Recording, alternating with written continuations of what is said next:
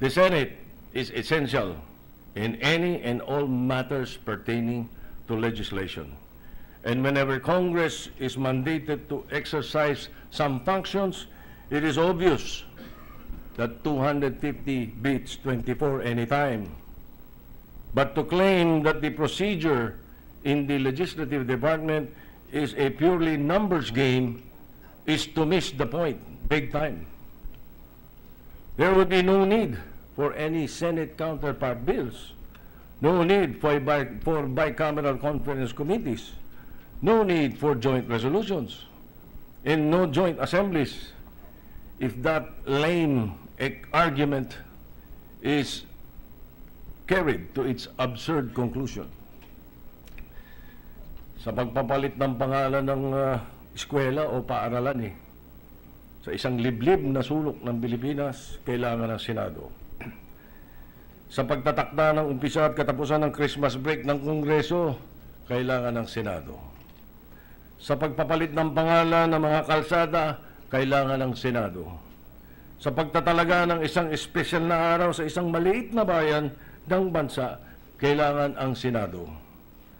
Sa maliliit na bagay, kailangan kami. Pero sa pag-iiba ng konstitusyon ng Pilipinas, hindi kailangan ng Senado. If our consent is needed in small things, more so in bigger things. Now, my dear colleagues, ladies and gentlemen, it is not my intention to preside over an unnecessary body of the legislative department of the Philippine Republic. It would be a dishonor to the memory of this august body, whose name brings us back to the glory days of Rome, all the way up to the great Manuel Luis Quezon, whose tenure as Commonwealth President intersected at some point with my grandfather, Vicente Y. Sotto. To say, or even insinuate, that we are unnecessary and irrelevant is unacceptable. I do not wish to preside during my watch over the necrological services of the Philippine Senate, especially so today, when we are confronted with a number of momentous choices affecting our nation. Questions: do we shift from presidential to parliamentary form of government?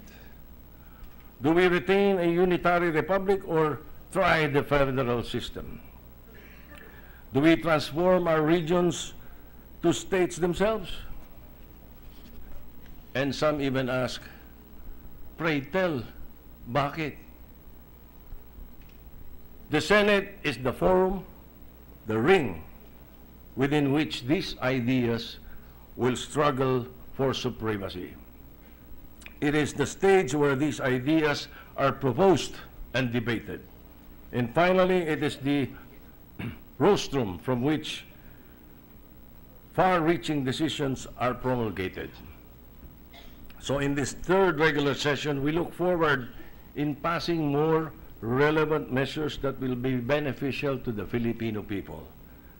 The Senate has a distinct role, DNA, to preserve in the life of our nation, an integrity to defend, and an honor to die for.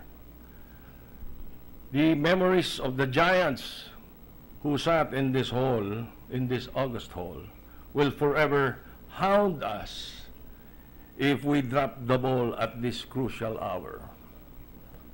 This afternoon, we shall hear the President address the nation through us.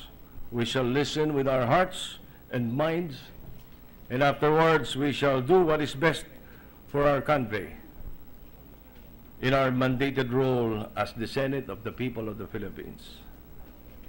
So may the God of our fathers, the Allah of our brother Muslims, in our own bathala and may kapal, guide us always. Thank you. Shukran. Salamat po ng marami.